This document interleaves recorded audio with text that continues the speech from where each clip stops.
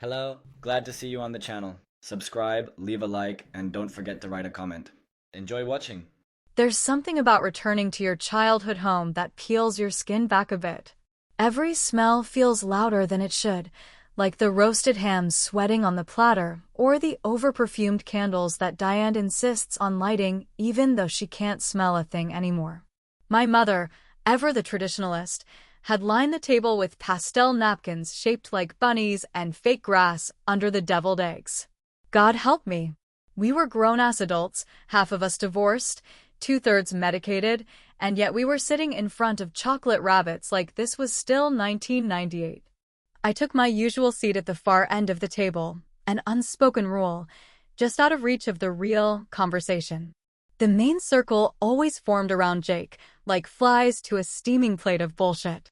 Even Sasha, the wild card cousin who once got drunk at Christmas and declared war on cranberry sauce, leaned in to listen to him rant about AI and venture capital like he was the second coming of Jobs. Jake had that tone, the one men develop when they know they've been forgiven for too much. His voice filled the dining room, loud and confident, with that upward tilt that made every sentence sound like a TED Talk nobody asked for. The market's going through a correction, he was saying, but honestly, if you're lean and aggressive, it's a gold mine. He glanced at me, paused just long enough to act like he hadn't, then continued. Most people don't have the stomach for the pressure. They don't get it. Tech's not just hard.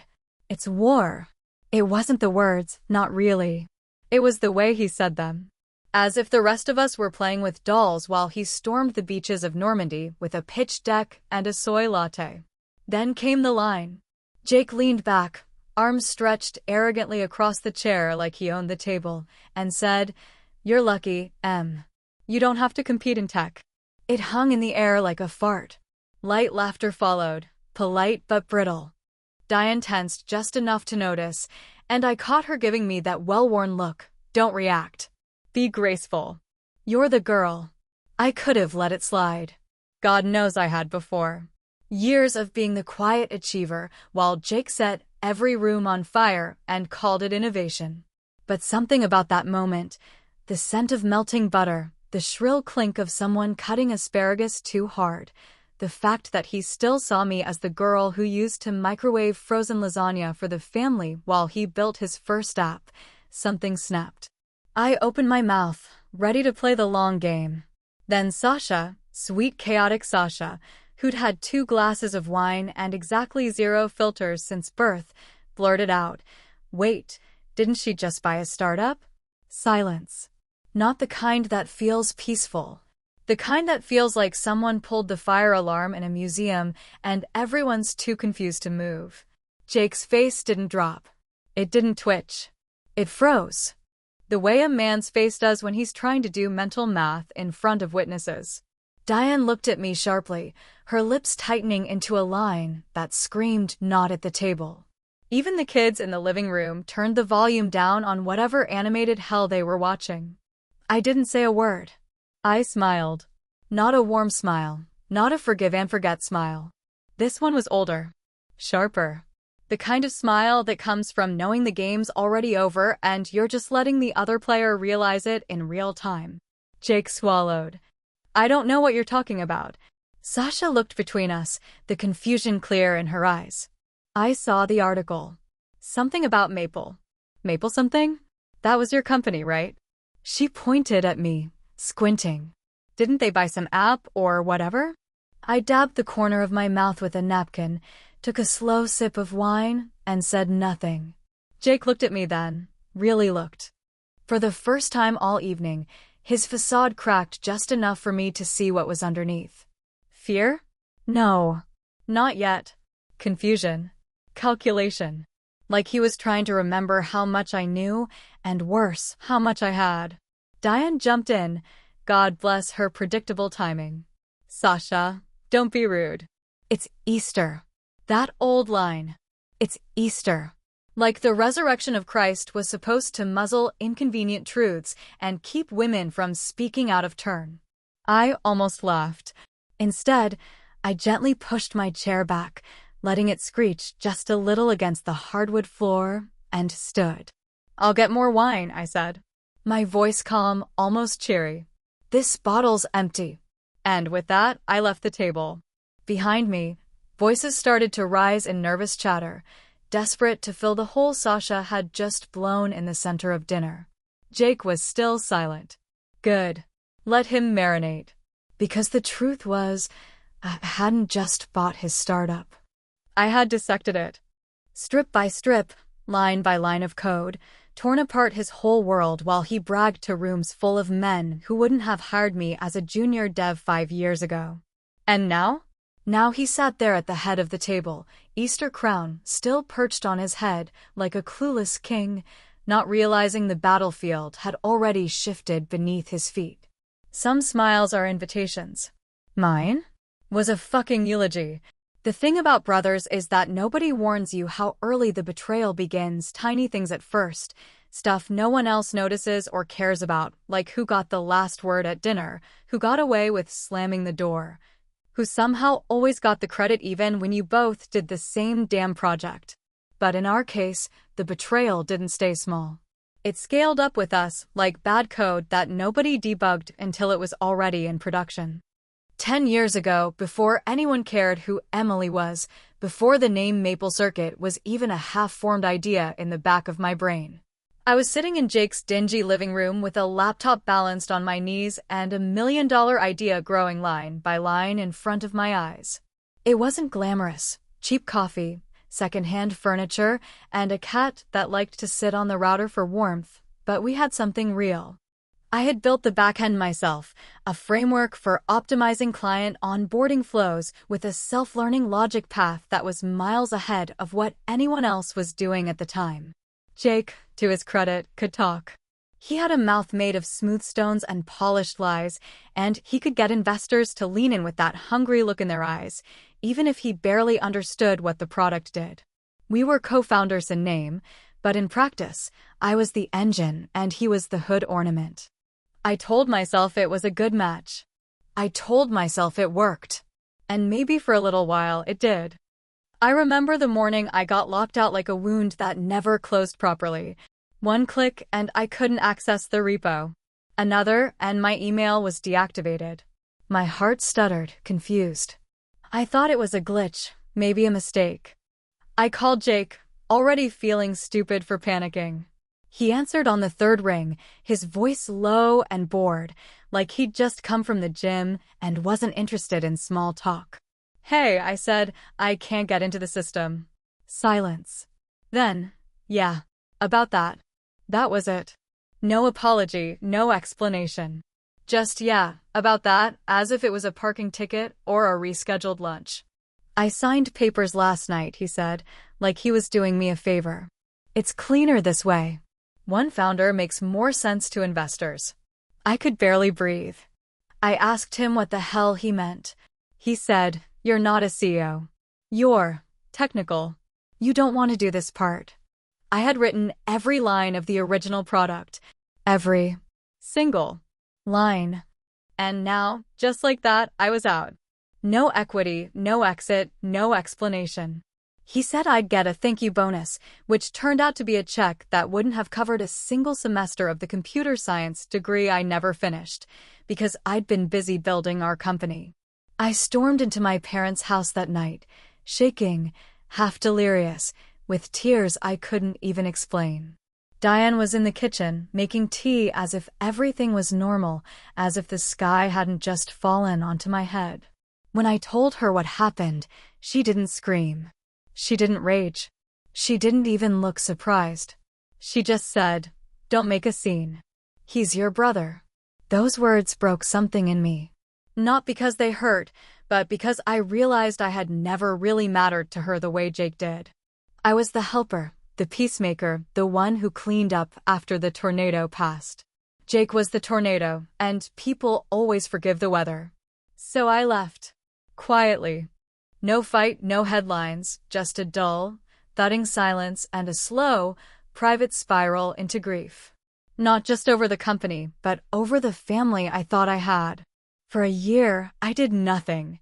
I taught night classes at a coding bootcamp, helped Lena, a junior dev I'd mentored, get her first job, and try to forget what it felt like to be gutted by someone who once shared your Legos and your late-night cereal. I didn't touch a product roadmap. I didn't dream about scaling. I just existed. But Lena wouldn't let me rot. She saw something in me even when I couldn't. One night, she looked at me across a cheap bar table, pushed a napkin across the wood with some scribbles on it, and said, "You still have ideas. Build something. Let them think you're weak, and let them forget." That sentence became a mantra. Let them think you're weak. Let them forget. Because revenge, real revenge, wasn't about rage. It wasn't about crashing back in with noise and fury. It was about silence, about being invisible just long enough for them to stop looking over their shoulder. I started small. Freelance contracts. Back-end architecture consulting. Then I formed an LLC, kept it anonymous, hired remote. We built tools for companies who needed speed and scale but didn't want their name in lights. It grew. Word of mouth. Repeat clients. Lena managed ops while I stayed buried in the code. I never posted on LinkedIn. I never attended events. I kept my name off the masthead. 3 years after that day in the living room, when the world had long since stopped caring where Emily had gone, I got an email. It was from a VC firm I didn't recognize at first. The subject line read, "Confidential acquisition opportunity, seeking offload." The body was clinical, clearly a mass send. "We are seeking discrete buyers for a portfolio of underperforming assets. One in particular, formerly under Jake Holloway, may have strategic value under new leadership." I read that email twice, maybe 3 times, then leaned back in my chair and stared at the ceiling for a long time. Because that company, the one I had built from nothing and then lost without warning, was now being sold off like a piece of stale bread. Jake's startup. The one he stole, now broken, unsellable, and quietly desperate for rescue. And they had no idea who they were emailing. I didn't open the email right away, not because I was nervous, but because I already knew what it was. Like when a number pops up on your phone from a town you used to live in, and you just know it's going to be something ugly wrapped in formality. The message had that corporate stench of desperation. A startup being tossed around like it was a second-hand couch on Craigslist, full of great potential and minor cosmetic issues, which in startup speak usually means the product's broken, the users are gone, and the founder's living in a fantasy world. I let it sit in my inbox for a day and a half before I forwarded it to Lena. She was the only one I trusted to look at it with sharp enough eyes and no emotional hang-ups. 10 minutes later, she called me laughing. "They don't even realize who you are," she said, amused and a little breathless. "This is the same fund that booted you from the round 10 years ago. And now they're begging you to buy the carcass." That's the word she used, carcass. And she wasn't wrong. The product, if you could even still call it that, was barely hanging on. From what we could gather through public metrics and buried blog posts, user engagement had dropped by over 80% in less than 6 months, and the support forum was a ghost town full of unanswered complaints and spam bots. The company Jake stole from me had become a shell, and the shell was cracking. I should have felt satisfied. I should have seen that email as some kind of poetic justice. But I didn't feel relief, not then. I felt the slow, creeping heat in my chest. Not anger exactly, but something colder and more focused. Like a laser, narrowing in. Because now I didn't just want the company. I wanted to dissect it. To see everything he had done wrong. To hold it all in my hands and flip it over like a frog in biology class, guts exposed and truth laid bare. So we made an offer. Not directly, of course. That would have been too easy. I used a shell corporation, Lena, and I had set up a year prior for licensing deals. It looked clean, quiet. No hint of maple circuit, no mention of my name. The VCs, probably drowning in debt and praying for a tax write-off, accepted almost immediately. The price was embarrassingly low. I've spent more money remodeling bathrooms than we did acquiring the thing Jake had thrown me away for. 2 weeks later, I had admin access to everything: servers, databases, project archives, Slack channels, GitHub repositories. Even the old shared Dropbox folder we used back when it was just the two of us in a living room with folding chairs and big stupid dreams. And that's where it got interesting. Because Jake, for all his bravado, had never been much for details. He reused passwords like it was a religion, and apparently, he never changed the credentials on the original admin account I'd created under a fake name back in the early days. Which meant I had access to everything even before the deal was finalized. Inside that digital corpse were the fingerprints of his arrogance, hasty code rewrites that broke existing features, documentation that looked like it had been written by a drunk raccoon, half-built integrations with platforms that didn't even exist anymore. He had gutted my original structure and replaced it with garbage held together by caffeine and confidence. But the worst part wasn't the product. It was the Slack logs. Because Jake, true to form, couldn't keep his mouth shut, not even digitally. I found conversations with junior developers where he mocked my old designs, bragged about how he rescued the codebase from some girl who thought she was a genius, and openly lied about the early days to inflate his founder story. There was one message I screenshotted immediately, just out of instinct, where he said, "Emily wasn't cut out for this world. She's too emotional, too soft, too whatever." That sentence stuck to the inside of my brain like gum under a shoe. Too emotional? Too soft? I built the architecture that carried his company through its first 2 years. I worked nights while he was out whining and dining investors with buzzwords he barely understood. I sacrificed friendships, relationships, my goddamn credit score, and he erased all of it with a smirk and a Slack message. Still, I wasn't going to react like he would. No chest thumping. No revenge rant on social media. I had already learned that real power is quiet, calculated, boring even, but devastating when it lands. So I kept going, pulled every report, mapped every failure, documented every lie. We set up new servers, migrated the salvageable parts, and packaged it into something lean, smart, and quietly profitable. We stripped away his branding and folded it under a new internal tool we'd been developing at MapleCircuit. The irony? It actually worked better without him. The bones of my original framework were still there, buried under all his ego, and once we cleaned them up, it started humming again. But I wasn't just rebuilding a product. I was building a case. Because the deeper I went into the logs and emails, the more patterns I saw, questionable billing practices, false user growth numbers sent to investors, ghost clients used to inflate the cap table. Jake hadn't just burned my work. He'd committed real fraud. Quiet, sloppy, stupid fraud. The kind that wouldn't get him arrested, but would absolutely get him blacklisted if the right people saw it. And they would. Eventually. But I was going to choose when. There was one moment that almost made me break, when I found a draft pitch deck he'd sent out a few months before we bought the company. On slide 7, there was an origin story section, complete with a photo of Jake in college and a line that read, "Started building code from scratch in his dorm room." I laughed so hard I nearly choked on my coffee. Because I wrote that code. In my apartment. While he was still in Cancun, getting blackout drunk on someone else's dime. The past has a funny way of folding in on itself. One day, you're the girl crying in her mother's kitchen, told to let it go because he's your brother. And then, a decade later, you're holding the keys to everything he built on your back, watching it crumble from the inside. And that's when I knew I wasn't just going to hold this over his head. I was going to serve it to him on a plate.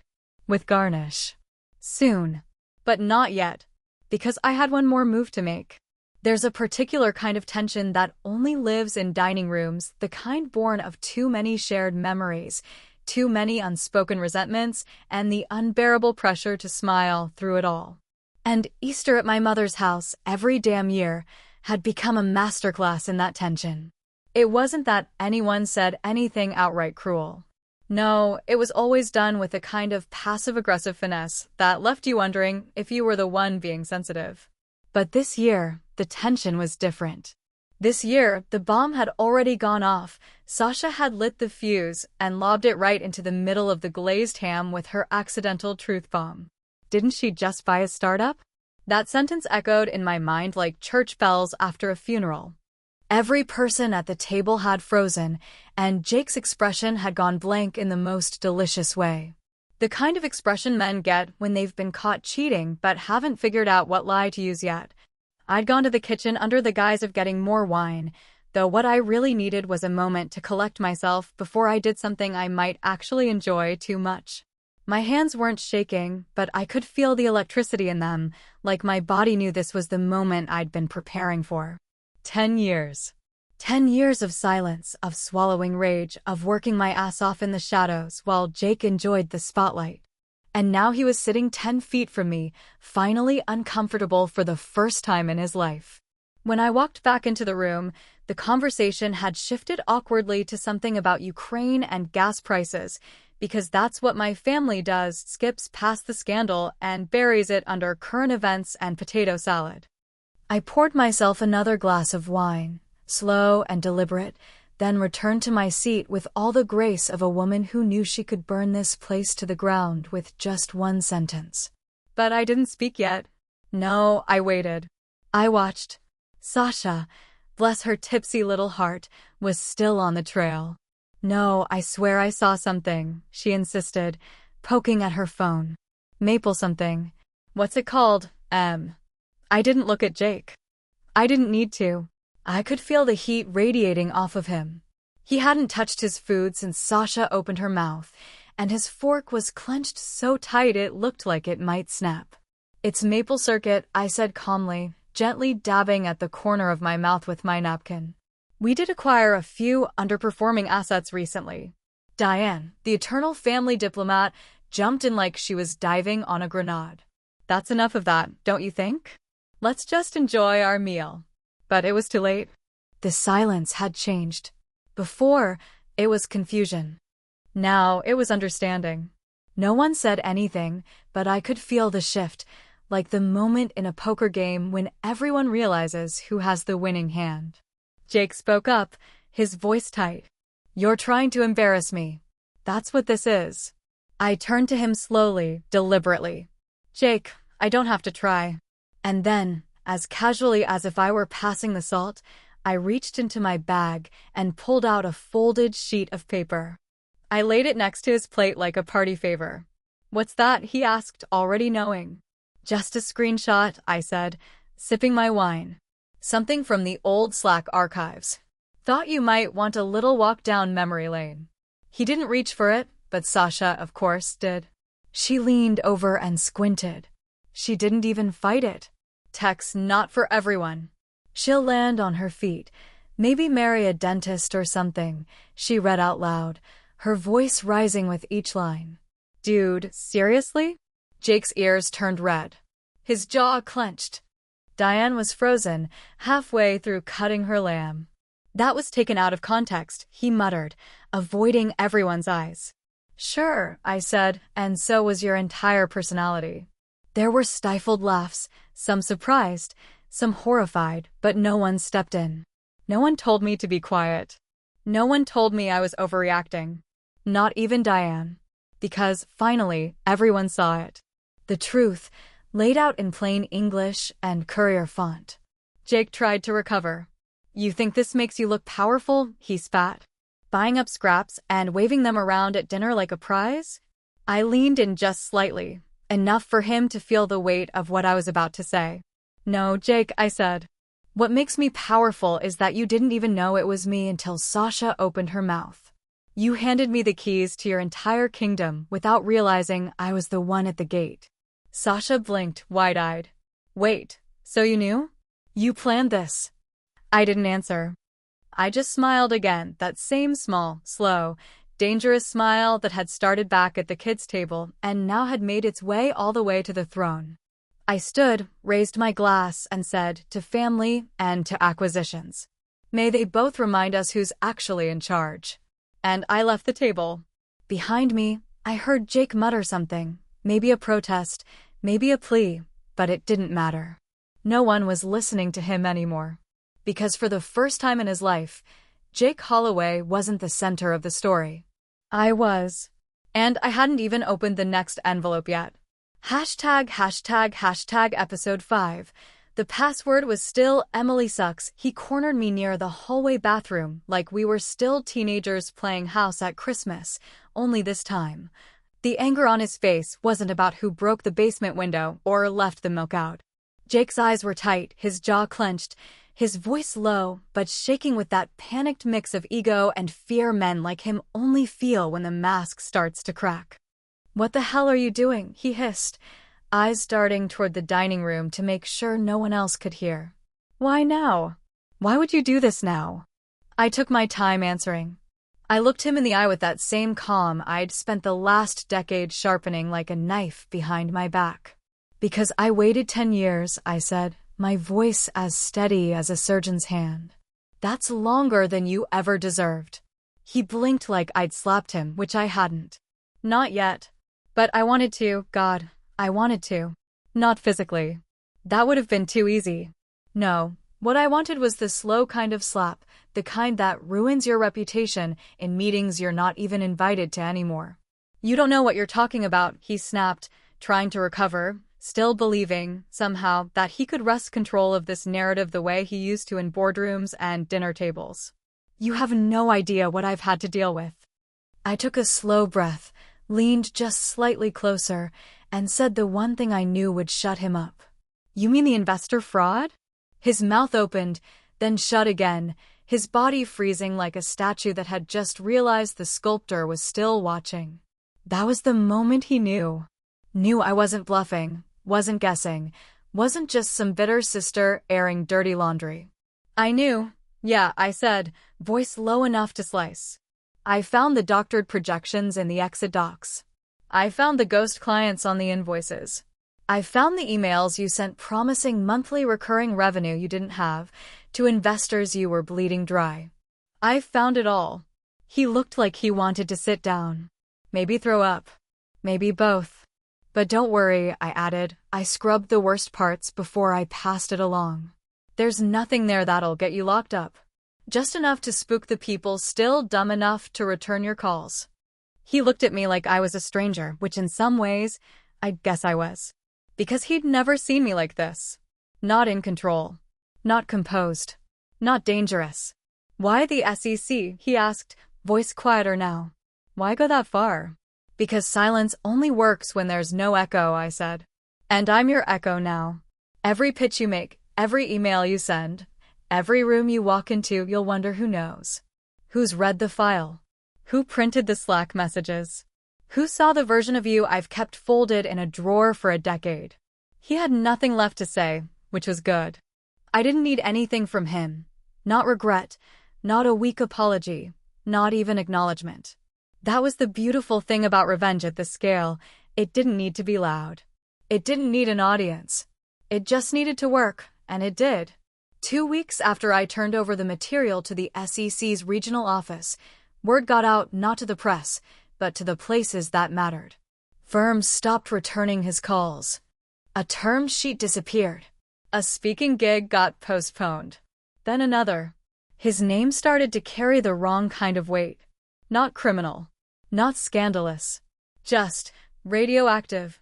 Nobody wanted to be in a room with him, maybe. And that's what I'd made him, one big, lingering maybe.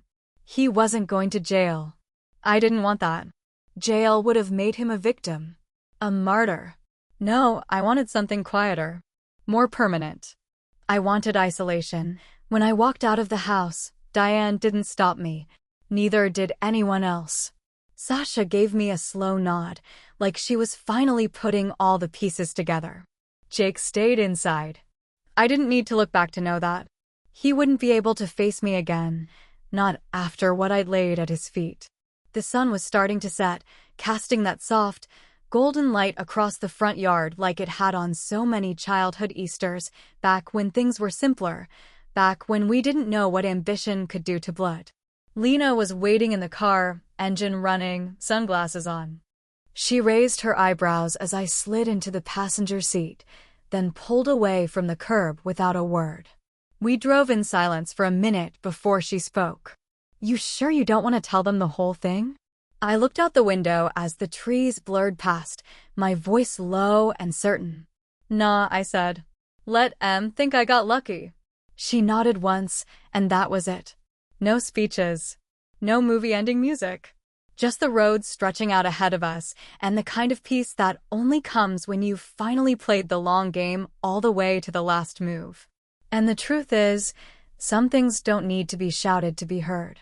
Some things hit harder when you leave just enough doubt.